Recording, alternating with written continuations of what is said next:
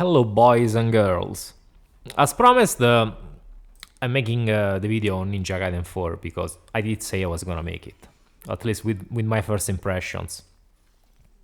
Because I've been playing it for a few days at this point.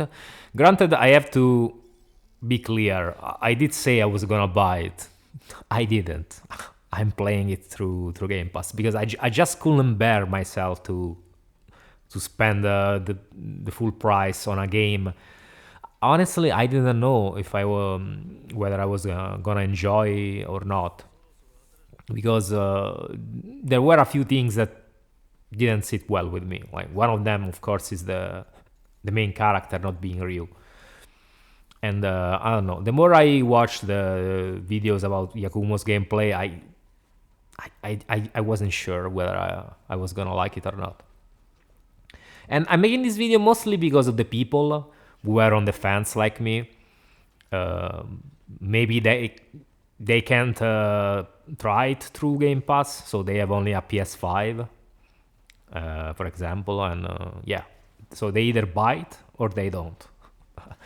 So they have to spend full price. This video is mostly directed to those people, I guess. And also, I mean, to people who want to discuss the game.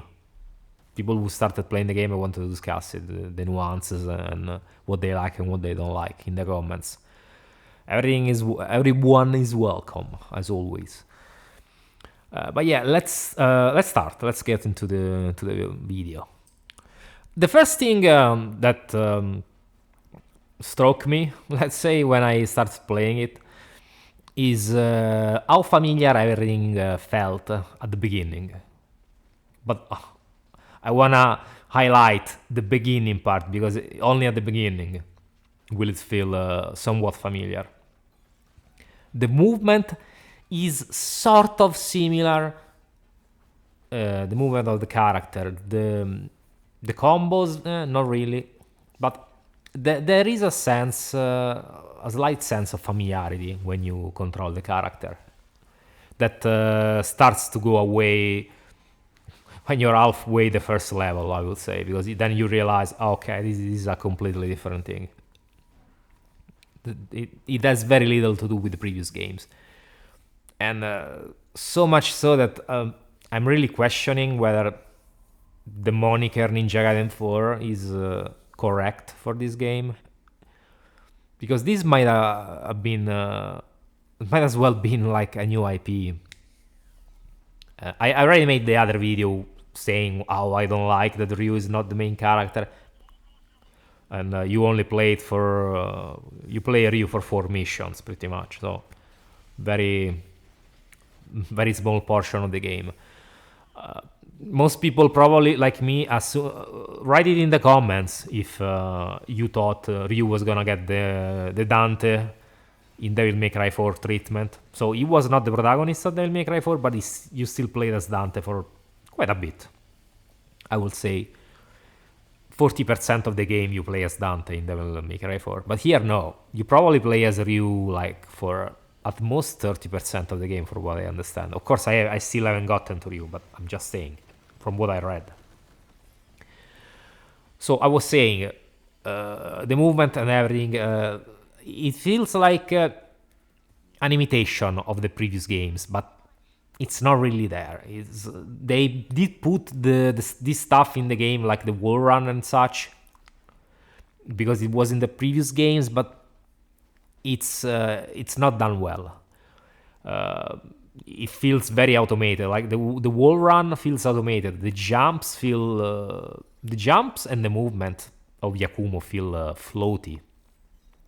The combos feel a bit floaty. I don't know. I don't really feel in control sometimes when I'm controlling a character. I think the platforming is way worse than in the previous games. The environmental movement and the platforming is worse than the previous games. You can't jump on all the walls like in the previous games. You could even just jump on the wall and cling onto it slightly for a few seconds, and then you fell off. Here you can't do that on all the walls. You can't jump you can't wall jump on all the walls. It's a weird mix of choices. But overall, like I said, the platforming feels worse. It's also a lot automated. A lot of feels automated a lot. There's on rail sections like Sonic Adventure, which are okay, I guess, but I really didn't feel the need to insert them. There's the grappling hook that makes the platforming very automated. Honestly, I have to be like straight. This game really does feel like it was a prototype for Metal Gear Rising 2 that got converted into a Ninja Gaiden game. Because there are a few things that made me think so. The fact that at least the first few levels are all technological, all techno focused. The enemies as well. There's stealth kills, like in Metal Gear Rising. There's stealth kills. You can stealth kill enemies. There's also Yakumo as a character kind of reminds me of Raiden. Some of the weapons as well, some of the moves really scream Metal Gear Rising to me. Also the metal music, like there's metal music in this game. So I'm not a big fan of it, but it's decent. It's not a bad soundtrack so far from what I've seen. But yeah, it does really feel like this is like a prototype for Metal Gear Rising 2. There are too many things that make me think so. Also the codec, the whole codec with your teammates, like this is Metal Gear. So like I said, the thing I would say it's the best among everything, of course, is the combat. But this one also feels very different from, like I said, everything is different. Feels familiar, but it's also very different. It's a weird thing. It's a weird sensation when you play this game as an old school, let's say, Ninja Gaiden fan. If you've enjoyed 1 and 2 like I did. 3, not really, because I haven't played it much. So I can't express myself. But 1 and 2, vanilla, I did enjoy quite a bit. And this one, it's not it. If you really liked the Ninja Gaiden 1 and 2, there's the chance you might not like this game, like at all. You might enjoy it partially, or you might not enjoy it at all. It depends. It's not a guarantee, because like I said, it's very different. There's a lot of stuff that was not present in the old games, like there's parries. Like the parries are sort of similar to Metal Gear Rising, except there's no directional movement. You just have to press the button. There is a lot of moves. The learning curve is probably quite long for this game. At least if you wanna master everything. If you wanna play focusing on the basics, I think you can. But to get the most out of it, of course, you have to learn all the mechanics. And yeah, there's a lot of moves. Like I said, even just if you only count the parries, the perfect blocks, and so on, there's a lot of stuff to learn.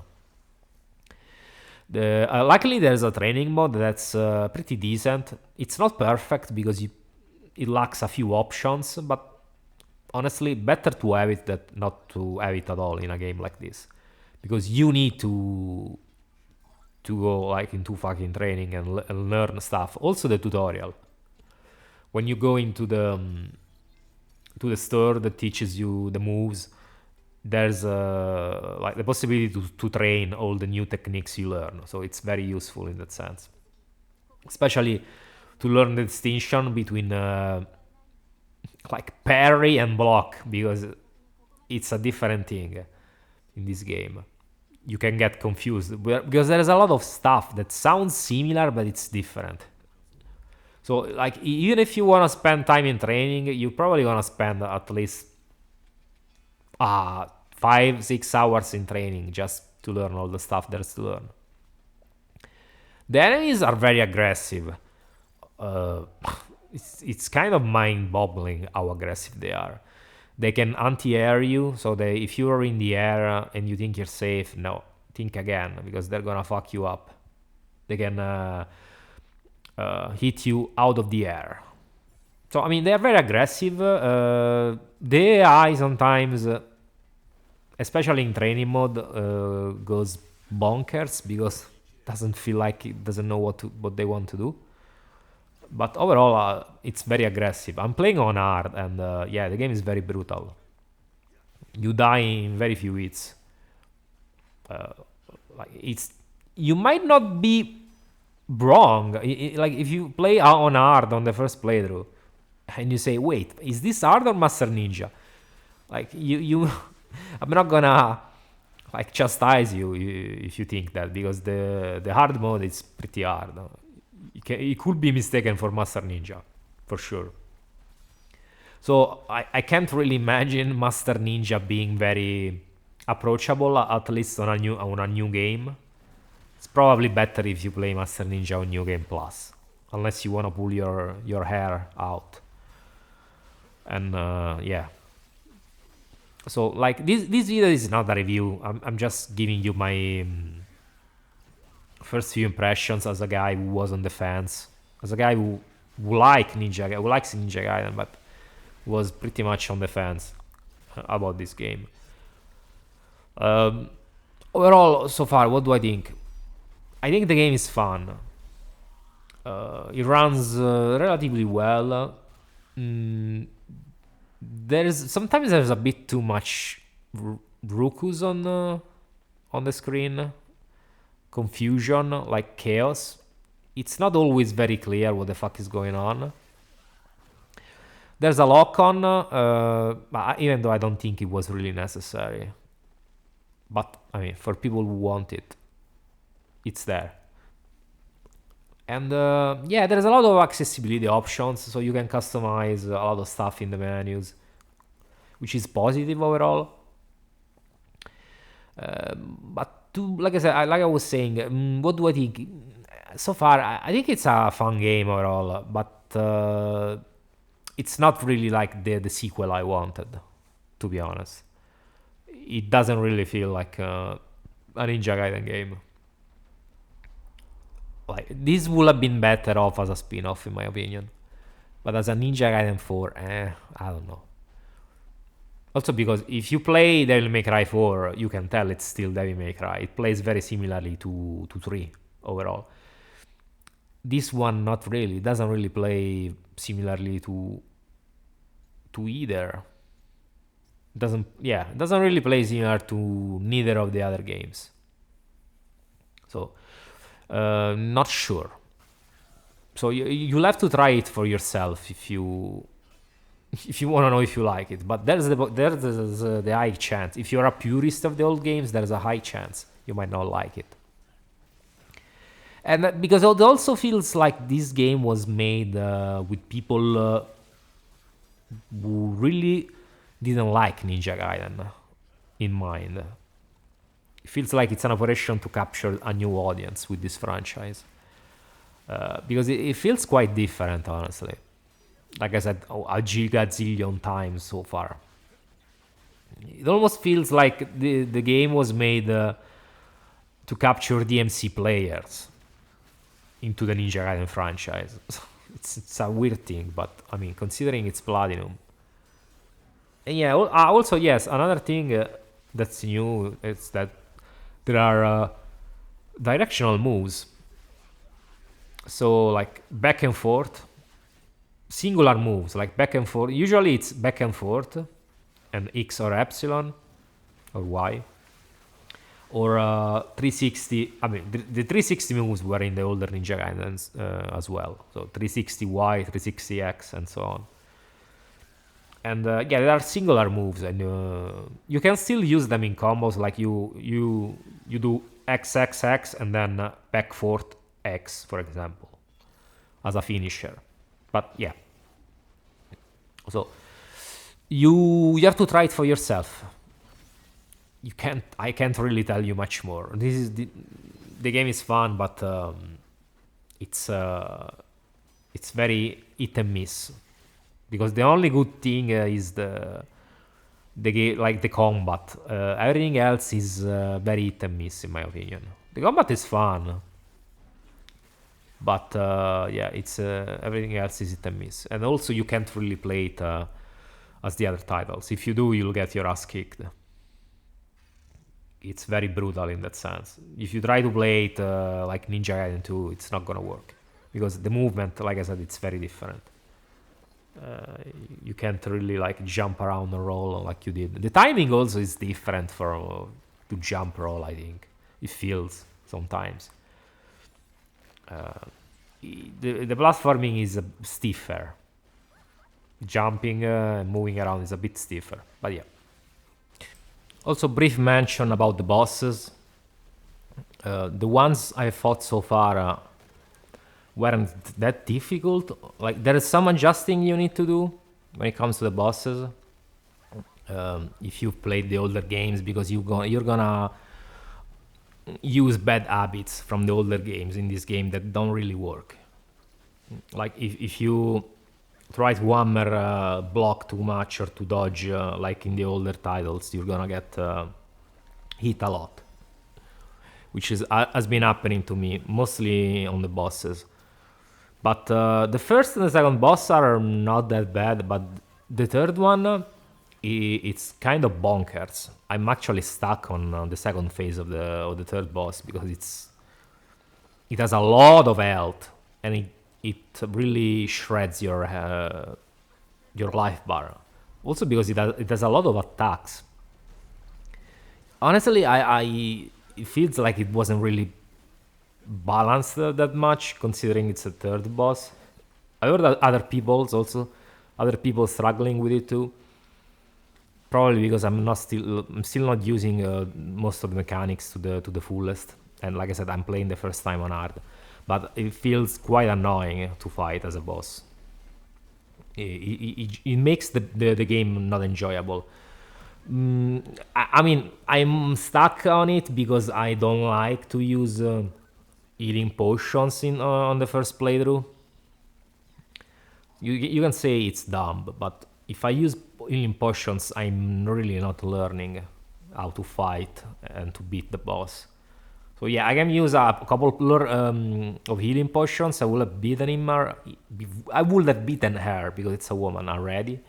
But yeah, I wouldn't have learned much. So I'll try in my next session to see if I can manage without using any, or at least if I can use only one potion to beat the boss. But we'll see. But yeah, the bosses can be challenging.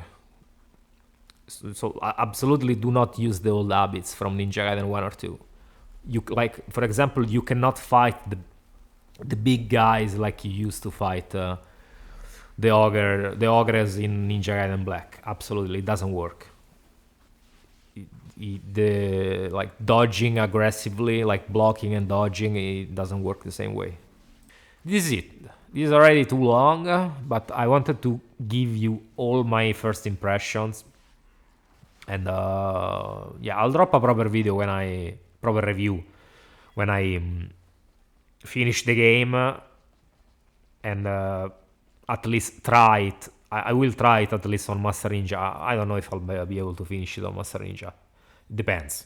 Master Ninja New Game Plus, probably I will be able to finish. Master Ninja New Game from scratch, I don't think I'll be able to, but we'll see. But yeah, like I said, also, you let me know your thoughts on the game if you've been playing it, or what you think, and I'll catch you in the next video. Bye bye, guys.